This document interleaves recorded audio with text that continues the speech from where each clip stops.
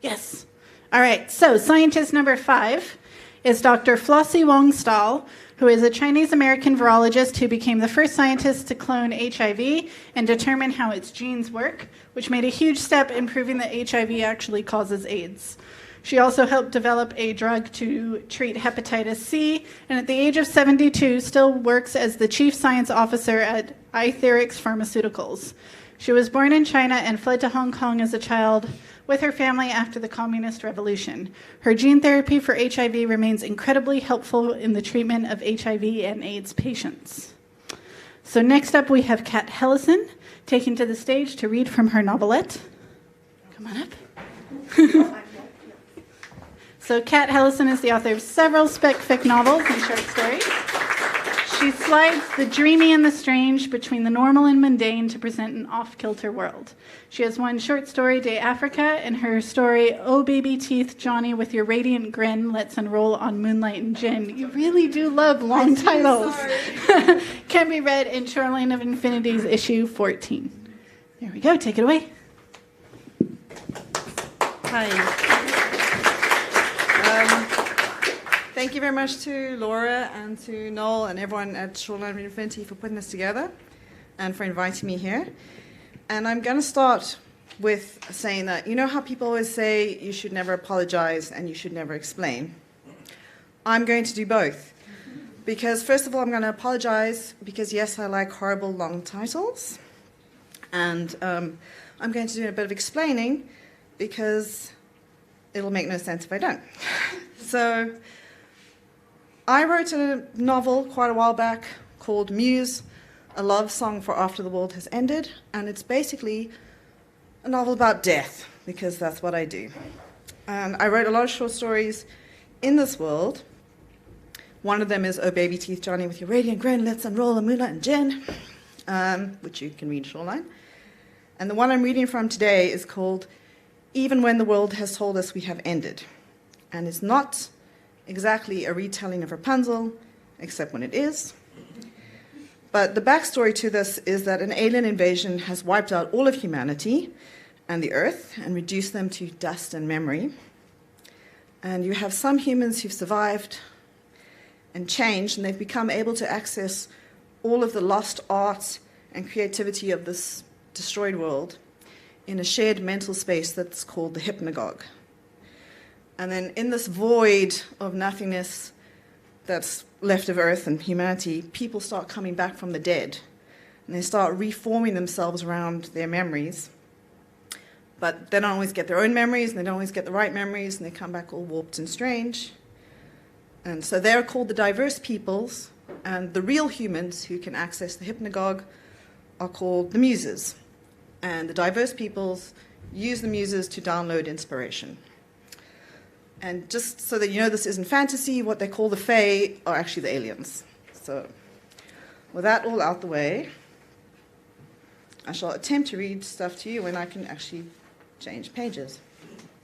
So this is just the opening of the novelette because we're not going to be here all night. And here we go. There's a story I know, one you don't, the girl says, about a girl in a tower. She lies on her back, stretched out on the hardwood floor, smoking a thin-rolled joint, watching the ghost glow play across the ceiling as the strands of LEDs move in a humid breeze. Her skin is shimmered with sweat, faint scales opalescent in the shifting light. The rain drums counterpoint to her voice. The muse is curled at the end of the mattress, back to the wall, arms hugging its knees close. It has put distance between this sprawling starfish girl and itself. Their transaction is over, but the girl has made no move to leave. She seems to be making herself at home, as though the muse is a new friend she has made, rather than a drug she uses. It wants her gone, and it doesn't. It's rare for diverse peoples to talk to the muse as though it has feelings, thoughts of its own. Perhaps it can still remember the art of conversation. There's always a girl in a tower. It digs through its collection of bottles, looking for the moonshine one of its Johns paid it last week. Yeah, but this tower, it's different. And this girl, Maybe she's different too. I don't know, this is just the story I heard. In snatches, whispers and the like. So this happened here in New Hope, where everyone comes to live? Not everyone, just most of them. The broken Phoebes all rolled up out of nothingness and gathering around New Hope like flies around a corpse. It's a maggot place, heaving and sighing and twitching, but it's still a corpse. At the edge of New Hope, there's a tower, but not that one. The girl with the silver hair stops her story to take a drag on her joint, a matchstick width of crumbled leaves sweet with resin. The paper is blackened and sticky, leaving marks on the girl's glimmering fingers. The perfume that fogs the room is drier and sweeter than the muse knows it should be. Sometimes memory makes the truth saccharine. New Hope has many towers. Yeah, the lightning towers and all that, and the city towers, like spikes for bitcher birds. But it's not them I'm talking about. They very carefully do not name the court tower, as though not to stir a sleeping monster. I miss butcher birds, she says. They would stick earthworms and baby mice on the thorn trees, make themselves a larder. They looked so smart, all in black and white, like they were hunting girls at a party. Is this how the story goes? The muse also remembers the same birds, wonders briefly if once this girl and itself shared a common origin. Well, no, but if you want me to tell it to you straight and neat in 1,000 voices, then you're going to be disappointed. I can't do that, muse. I'm not one of you. She sits up and grudgingly passes the joint over. Their fingers brush and a faint electric crackle from their transaction sparks. No. The muse shakes its aching fingers where the download jacks have bitten deep. Every joint throbs. It knows this tale the girl is talking about, or versions of it. It is older than death. Tell me your story. They have time enough, after all. It tastes the drug, echoes of what it would have been in a world before this, and feels the pain slowly recede.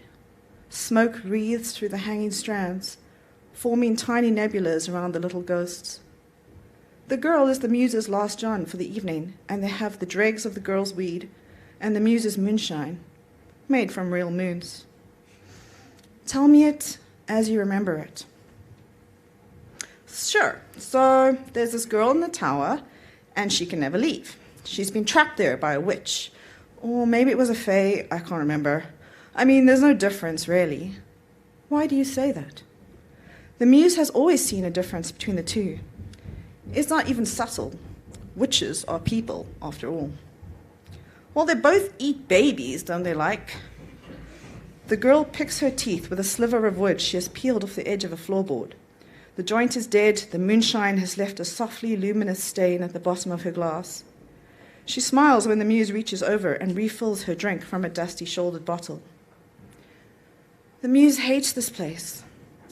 Once it lived in a tower, like the girl, or not like the girl. It lived in a court tower, right in the belly of the beast where the fae kept all the muses fed and warm, and scraped away exquisite patterns from their skin. And then, one by one, the muses were taken from the tower and redistributed. Redistributed, like they were a commodity. You are a commodity, the muse reminds itself. You are a drug. You are the grain that sweetens the meat. Briefly, it wondered what would have happened to it if the diverse peoples had not started gathering themselves together, accreting their misshapen bodies around the nodes of their memories and becoming flesh and blood. Would it too have finally been completely consumed, sliver by sliver, drop by drop? The girl is still talking, her voice drifting in and out like slow sighs. The muse picks up the thread easily enough. It has heard some version of this story 1,000 times. If it retreats into the hypnagogue, it can remember every variation that has ever been written or filmed or spoken. It can relive any fairy tale in all its horror and wonder. So like this girl, she's been up in this tower for her whole life, from when the witch plucked her up out of the baby farms, right? Saved her from being eaten, but locked her up. Said it was to keep her safe. Maybe it was. Maybe, agrees the muse. One can never be sure. People do strange things to protect those they think they love. They clip and cage them, feed them sweet lies and soft, shapeless truths. And she's okay with it mostly, this girl, I mean. Who knows what the witch was thinking? And she grows up in her tower, starts out small as a bean and grows, and she grows her hair long because, like, no one's ever told her to cut it or nothing. No one here grew up as a child. The muse can hear the flatness in its voice. It's ruining the girl's story, it knows, but it can't help but be pedantic. No one in what passes for this world grew from babe to adult. They arrived here dead.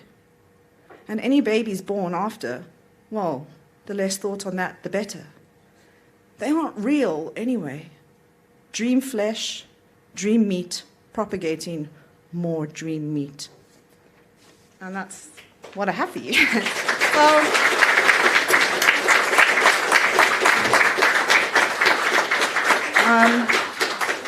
Thank you very much. If you do want to read more of that story, it is actually, the novelette is free. Because I'm so nice. No, it's because I'm so desperate for people to read it. And if you get hold of me on Twitter, at Hellisen, I will send you a link and you can just download it. I'll put it up on Twitter as a... What if you don't have Twitter? If you don't have Twitter, you can go look on Smashwords and just look for...